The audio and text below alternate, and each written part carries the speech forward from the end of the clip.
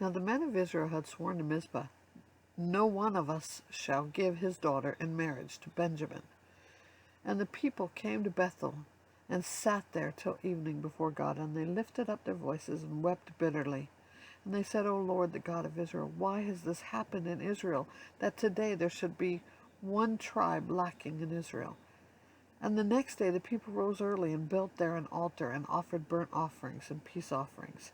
And the people of Israel said, "Which of all the tribes of Israel did not come up in the assembly of the Lord?"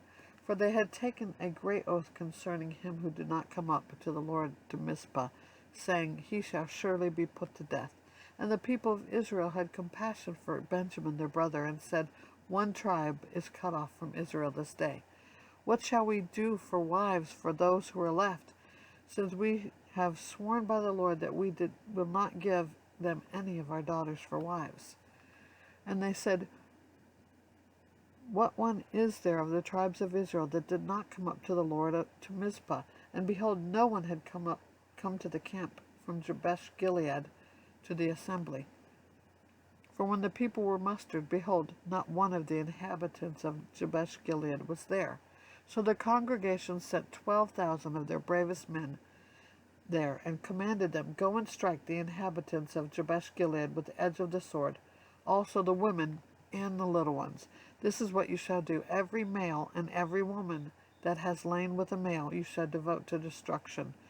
They found among the inhabitants of Jabesh Gilead 400 young virgins, who have not known a man by lying with him, and they brought them to the camp at Shiloh, which is in the land of Canaan. Then the whole congregation sent word to the people of Benjamin who were at the rock of Rimmon, and proclaimed peace to them. And Benjamin returned at that time, and they gave them the women whom they had saved alive of the women of Jabesh Gilead. But they were not enough for them. And the people had compassion on Benjamin, because the Lord had made a breach in the tribes of Israel.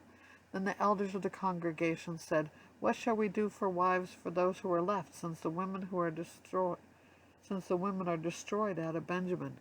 And they said, "There must be an inheritance for the survivors of Benjamin, that a tribe not be blotted out from Israel.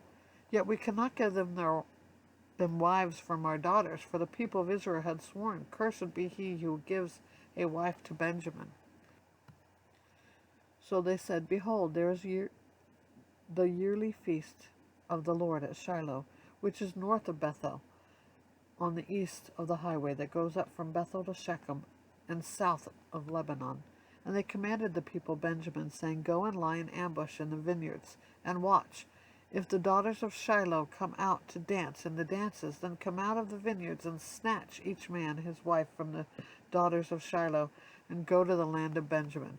And when their fathers or their brothers came to complain to us, we will say to them, 'Grant them graciously to us, because we did not take for each man of them his wife in battle, neither did you give them to them, else you would now be guilty.'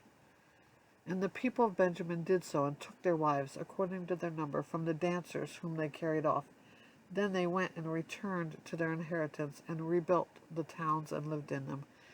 And the people of Israel departed from there at the time, every man to his tribe and family, and they went out from there every man to his inheritance. In those days there was no king in Israel, and everyone did what was right in his own eyes.